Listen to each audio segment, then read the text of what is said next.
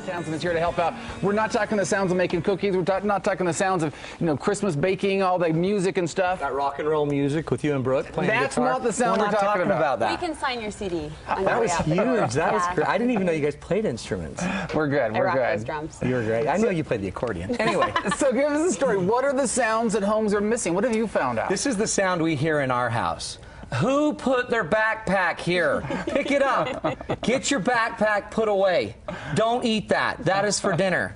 Don't touch your brother. Those are the sounds of our Christmas. And the don't eat that's for dinner. That's usually Marty talking to Matt. That is. Right? She's kind of mean that way. And the backpack line, too. We have a lot of disrespect. Yeah. Don't you think so? Yeah. Well, I mean, like, I look at my kids and I think, okay, if one of them accidentally steps on another one, which happens about 5 times a day. Stepping on the kids, Yeah, huh? it just happens. We have a very small house. I accidentally smushed his face Yeah, with the bottom of my shoe. But nobody says sorry. They're just like, get out of my way. You should. Why were you there? They're giving all of this talk. But if anything, you'll say like, my bad. Sorry for dislocating your arm, Spencer. Yeah. We don't get a sorry anymore. And that's really weird for me because I went to a private school, Darren. Oh. And Cardin in Salt Lake City. And at Cardin, it wasn't a correctional facility. It was right before you go to correctional facilities. Cold in a private I dodged school. the bullet. But I learned there that when a teacher walks in, you stand up to show respect. You always look the teacher in the eye. You always say, please, sorry, forgive me, excuse me, pardon me.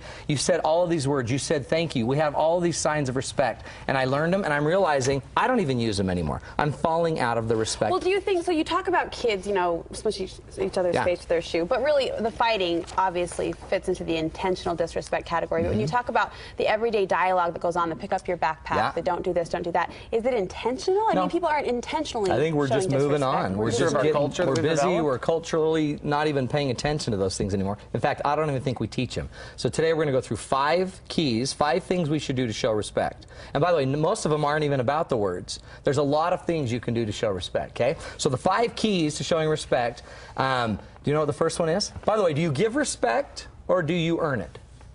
Whoa, that's a trick question. That's a trick question. You do both. Give it? Oh, you got to give respect, and it's got to be earned to some degree, but we're going to start with the giving, okay? So the first rule is to keep private things private. One of the best ways to show respect is to keep private things where they need to be. Every one of us has skeletons in the closet. I know Darren's been investigated for months, and I'm not going to bring it up. I was cleared of everything. I'm not going to bring any of that out, Darren, because you're messed up. But look at that. Private stuff needs to be kept private. If you know that I have a secret about you, and I'm going to honor your secret, not like it's a bad secret, but I know how you really are at times. If I honor that secret, then what am I telling you? That you respect it. I will respect you, and I don't respect you because you're perfect or because you're bad. I respect you because you're safe with me. I'll create a space of safety for you. All of us need to know that we're safe at home. We can't let our secrets going out. What sort of secrets are we talking about? Well, think about a wife that it goes to her parents and talks about financial stress. And how her husband's not making enough, and telling, now she's doing it because she needs someone to vent to. But that secret, that's something that might be private and personal, that when the husband finds out that you're sharing that, that might be something really important. So the rule about that is find out first. Is it okay if I share with my parents our financial situation, or is that something we'd rather keep private? Well, even thinking like of kids, because kids, like maybe brother or sister sleep with the teddy bear and they're 12 years old or something like that. I mean, those would be secrets that you would not want to share or embarrass them or something. Hey, Timmy wet the bed last night and he's 14. Let's go tell everyone at school. Those are secrets. Every family's got them. They're just personal little private things that we should keep private. So the first challenge. And teach your kids to keep those private. Yeah, please. Like, I can't tell you how many primary teachers have come in and told all of our secrets. And they're like, oh yeah, your kids talk all the time. I'm like, I hate my kids. You have an assignment here. The first assignment is I challenge you to have a, everyone always tells you something in confidence. I challenge you to keep your confidences. What I love in my job is I know a lot about a lot of people. And even people that I know that are around me, they're neighbors and friends and stuff. And I love not being able to tell. I love that I don't even get to tell. I just love to keep the confidence. And it actually makes me feel stronger, not better, but just stronger, that I know stuff and I have the discipline to not say it. We can't talk about respect without talking about loyalty. You gotta have loyalty. So the best loyalty to have, if you're gonna have it, is loyalty to the absent. One of the best ways I've ever found to show how loyal of a person you are is to talk positively about people when they're not there. It's so weird. I would always talk normal and positive about you, Brooke, when you're here. When you're sitting but when you leave, I talk so bad. Yeah, funny. My ears always burn. But what's so funny about that is that when I do that, everyone in the studio would know how I would treat all of them the minute they leave. So one powerful way to show respect is honor the people that aren't present.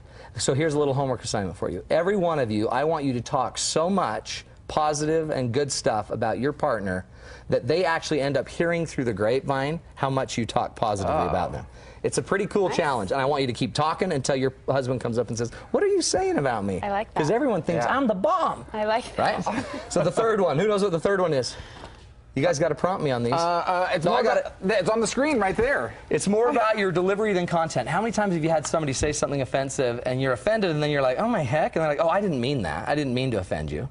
Sometimes we think if we just say, "Oh, I didn't intend to offend you," that we didn't offend you. So one of my rules is let's focus more on your delivery, maybe more than even your intent. Let's finally get good at delivering respectful conversation. Let's watch our tone. Let's watch our topics. There's certain topics that we throw out, or there's certain issues of timing. If I throw out at a bad time, and let's say a woman's not feeling great about her body, she's gained a little weight, and I throw out some comment about, "Hey, nice sweats." Yeah. Ooh, salt. Bad timing. Yeah. Bad timing and disrespect. So we're going to now start focusing on the delivery. I want you to start paying attention to your own tone. To how it's said. How did you say those words? Was this the right time to say those things? And is this the topic that always starts a fight? So pay attention to that. And you say there are certain words that just spell out respect. Yeah. Okay. The words of respect are very simple. They're words like "I'm sorry," "Forgive me," "May I." I learned that. Those words you learned in your private school. How long has it been since you've heard that? May I? May I borrow your sweatshirt for whatever? Okay. May I please? Thank you. And all you're of those words. Sweatshirt because you've gained a little weight. Because I've gained a little weight, and she's got some words of great respect. sweat. Oh, sorry. Okay. So And I a do homework have great assignment sweat. on this one is I want you to go start using those words around your family and see if you can notice others using them.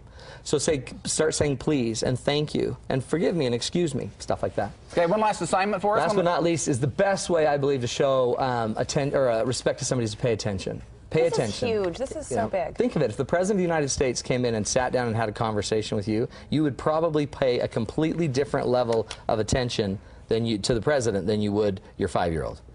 Is it that you respect him more? Probably. But the reality is that your 5-year-old you should be respecting. So the assignment is I want you to pay so much attention to people that they actually feel that you're honoring them. Turn everything else off and turn to them, look in their eyes, and pay attention. I love it. Great idea. Fun stuff, kids. We've got Matt's rules and all of his assignments listed on our website. You can find Mark there. You also have a...